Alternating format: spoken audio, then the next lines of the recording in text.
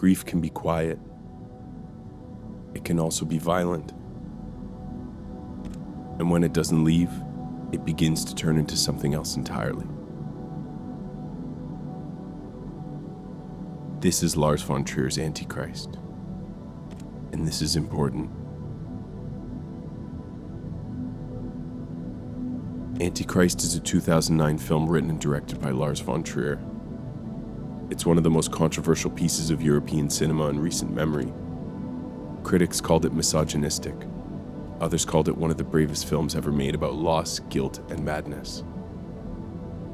It opens with the death of a child. A couple makes love while their son climbs to an open window. He falls. They don't notice. By the time they do, it's over. The woman collapses, not metaphorically, physically. A complete psychological shutdown. The man, her husband, is a therapist. He decides to treat her himself. They leave the city and go to a cabin in the woods. Eden, it's called. But the healing never happens. What unfolds instead is one of the most disturbing portrayals of grief and gender ever put to film.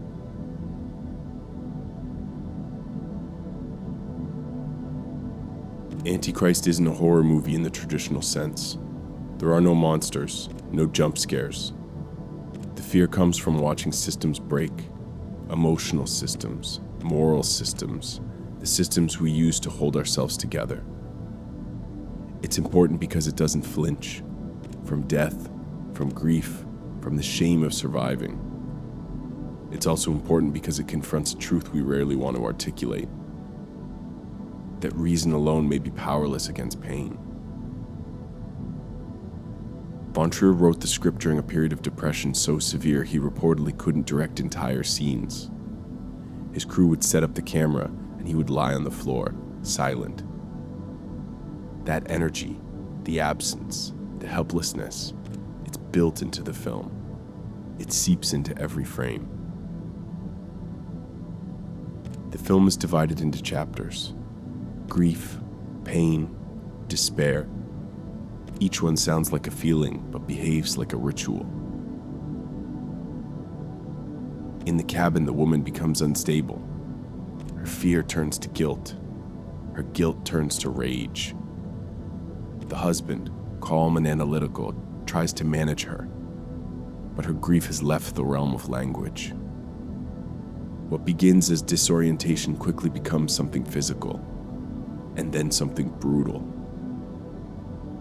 She harms him. There's a scene where she crushes his manhood.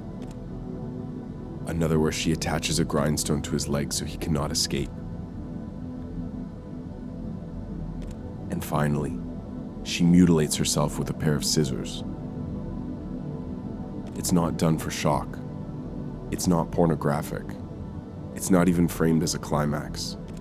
It happens quietly, with focus, as part of something she believes she must do. The film doesn't explain this moment. It doesn't need to. It's the endpoint of unprocessed guilt and centuries of historical violence folding in on themselves. Some feminist critics saw this as a statement about internalized misogyny, about the ways women have been taught to hate their own bodies. Others saw it as mere sensationalism. But Von Trier isn't making a statement. He's holding a mirror. The woman, in her despair, finds evidence in old research that women historically were closer to evil, that their nature was not moral, but wild. She begins believing it, to become it. The forest around them reflects this collapse. A deer gives birth to a dead fawn. A fox eats itself alive and whispers, "Chaos reigns." In the film, this is not meant to be absurd. They're omens, symbols of something deeper than reason. The man keeps trying to intervene, talk her down, structure her feelings, but his interventions fail, because they were always doomed to. She doesn't need analysis, She needs to be witnessed or left alone, and neither happens. When he discovers that she may have allowed their son to die, that she saw his death coming and did nothing, the final fracture begins. It's not a twist, it's a revelation. She's been carrying more than just grief. She's been carrying responsibility, maybe even desire. And when that burden becomes unbearable, she turns fully, not into a villain, but into something older, something mythic. She becomes the embodiment of every punished woman, every mother who broke under the weight of history. She cuts herself off from pleasure, from reproduction, from herself. And then he takes her life. The film ends in silence, not peace. Silence. The kind that follows trauma. He buries her in the woods and walks away, limping. As he descends the hill, a crowd of women rise up from the forest floor, faceless, silent, watching, witnessing. Antichrist doesn't resolve. It doesn't offer meaning. It presents pain as a system, self-replicating, contagious, and often invisible.